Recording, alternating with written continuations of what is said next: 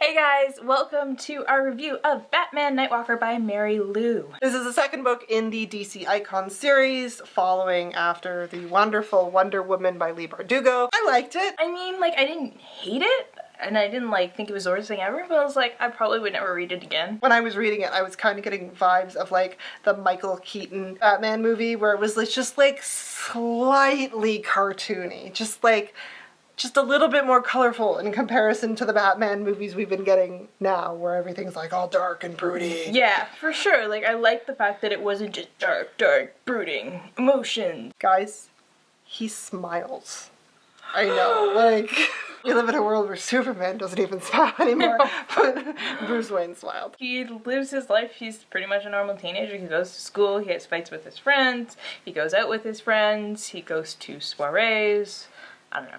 He kind of there's a moment where he just kind of hates on the whole public figure, and I liked the bit where he was going on about how having cameras in his face from such a young age, how he learned to put on a mask to protect himself, and I'm like, I see what you're doing there. That's very smart. Yeah. Overall for me, the story, there wasn't a lot of wow moments for me. There's some parts that were completely ridiculous, the initial premise. That also felt very comic booky. Yeah, that's exactly what it is. It's oh no, Bruce Wayne has to work at Arkham Asylum. Ho ho ho.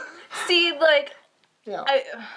It would have made more sense to me 1,000 other ways, but sure. It's one of those things where you really just don't want to think about how you get there, because the more you think about it, the more ridiculous it starts to be. So the book starts off with Bruce Wayne, and he's just more or less gotten access to his trust fund, and he's been going to parties and stuff, and he's on his way back home for one, checking out the new Aston Martin, when he hears that the Nightwalkers have hit another building. And the Nightwalkers have been recently killing the city's wealthiest people and stealing their money. And so the police are on their tail, and Bruce kind of is I'm gonna go drive and check it out, just, Because Bruce is into that true crime. Yeah. He's pulling up and he realizes that the Nightwalkers are going to get away, so he's like, well, I got a shiny new car, let me just ram it into their truck, and he does. Well, that solves that problem, and the police are like, oh, you can't do that. You're interfering with police business, Master Wayne. And so his community service that he has been assigned is to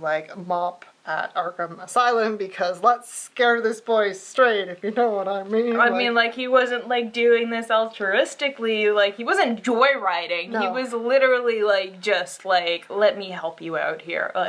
And they're like, well, we're gonna send you to the most dangerous place in this goddamn city to mop the floors, cause cool. He ends up going to Arkham Asylum. I like the bit where he's in the women's wing, and they're all just chirping him. They're catcalling him, and yeah. He's just this is awful. While he's doing that, there's also this other guy, Richard, who used to be his BFF for life. Richard is the son of the mayor, and they had this big falling out. Bruce kind of realized that Richard was only using him for stuff. Richard also kind of resents Bruce because everything Bruce does is just oh, good job, son. Perfect, you're a wonderful specimen of what a perfect child should be. And then he looks at Richard and is like, you're fucking breathing, what are you doing? And there's this one scene where Richard is just you're so lucky your parents are dead, and Bruce is just what the fuck? You need to stop and hear the words that just came out of your mouth. Really hear them. In a book where it touches on Bruce's his parents' death, it touches on it, but it's not like Martha, the mention of the word Martha, Bruce just strikes a pose and tears stream down his face. It was kind of weirdly refreshing for someone to go to Batman and just be you have it so good. Yeah, right. If you had family, there would be expectations for you. And just watching this character whose identity is pretty much formed around this one thing, just being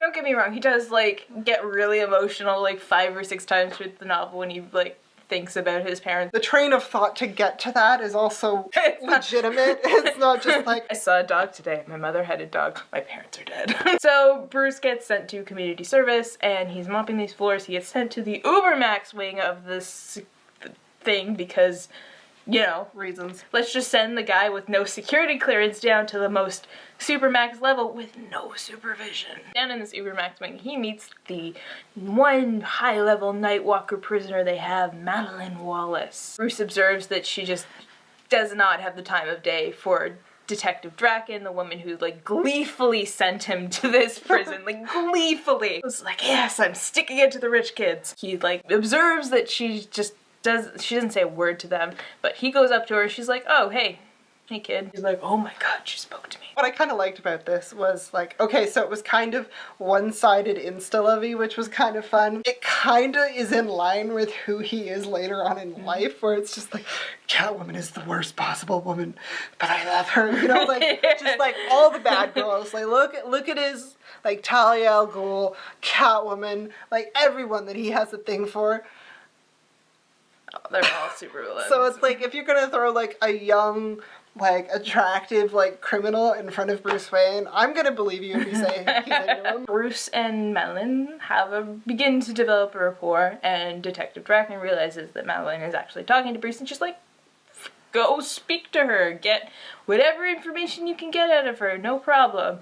And so Bruce does, and eventually through talking to her he gets some information from her, and one of the things he learns from her is that there's a Nightwalker hideout at this location. And it wasn't like he didn't detect it, she just like gave him this hint and was like, go. The other thing that I really liked about Madeline in Arkham was that it was kind of implied that she was being tortured. I'm kind of sad that nothing kind of came of that, because like Arkham not being a great place is like one of the story like lines I like, where it's implied that she was being given drugs, she was bruised, and Bruce brings us up to Draken and he's like, hey, what's this? And Draken's like, that's not happening. But it seemed like she genuinely was like, no, that's not happening. She's like, just manipulating you. So it was just like kind of left for you to be like, oh, that's interesting. So the big thing is that Bruce has access to his trust fund, so he's made it onto the Nightwalker hit list. And so Madeline like kind of like half-heartedly warns him, and he's like, no. And then he goes back home and the Nightwalkers are in his house. And the way the Nightwalkers kill off the people on their list is they kind of turn the house security against them. They lock the people in their house, and like, when the people try to get out is how they know exactly where they are in the house. And so Bruce gets into this house. He can't find Alfred, and he knows there are Nightwalkers in the house, and he's like, this is my ground. He like manages to get Alfred, and it's very emotional, and they survive. But because Bruce had been interacting with Madeline and brought in some technology that fried the cameras, he gets arrested. At the same time, Lucian has been developing these drones that are supposed to help out the GCPD, Gotham Police, you know, and these drones have like facial recognition, they listen to voice commands, they can set up shields in front of police officers, and you know, they're just generally like tools to help the police force do their job in a dangerous city. So it's supposed to be like great tech, like unhackable. You know what would have been really funny though if Bruce was like, I'm pretty sure these are gonna get hacked, and Lucian would be like, no.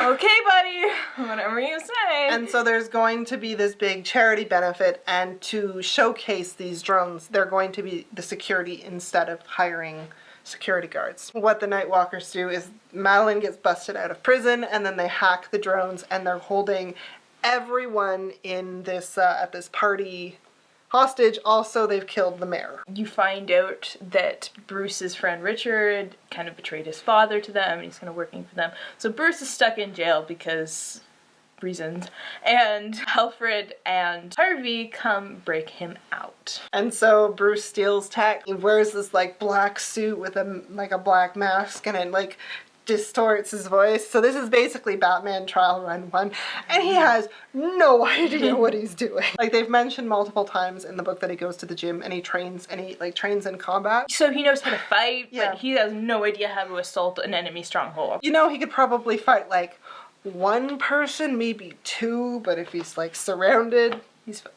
He's screwed. Bruce ends up infiltrating this hostage situation, and he knew kind of that Madeline was protecting somebody, like she purposely got caught so she could protect someone, and he finds out that the person she was protecting was her dead brother. Her backstory is that her mother was a scientist, and she had her brother who got sick, and the doctor she took her brother to faked it. Was just like, oh, I'm gonna give him this treatment, but the mother realizes that it's just like sugar water, so it's not doing anything. The brother died because of this treatment. And so the mother, the day after, waited for the woman and then murdered this doctor who screwed them over. Then you find out that the mother, before the brother died, took the brother away to some magical place, and I'm just assuming it's a Lazarus pit. Guy in Wonder Woman can make mythical magical monsters, and like, why can't Bruce Wayne? Why can't the Lazarus pit Bruce Wayne exist with Ra's al Ghul? Like, yeah, whatever. He comes back wrong is the thing.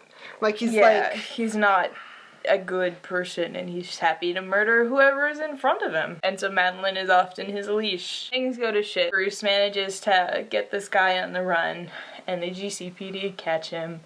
And they just shoot.